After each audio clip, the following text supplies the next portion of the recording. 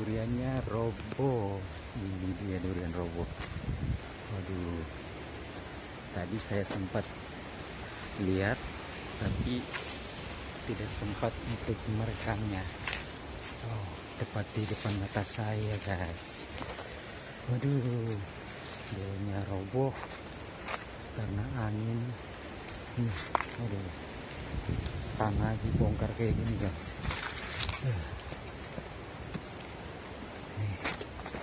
Duh, durian tua ya. Durian ini umurnya sekitar hampir 2 abad ya, kurang lebih 2 abad lah. Besar. Ini durian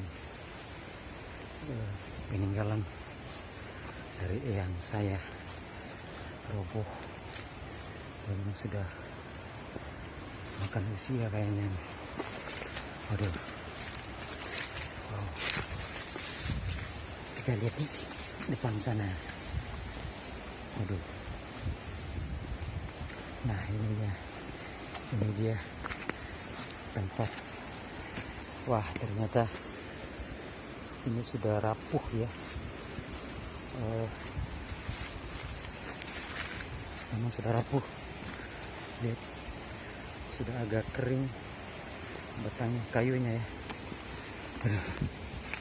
Wow, rapuh.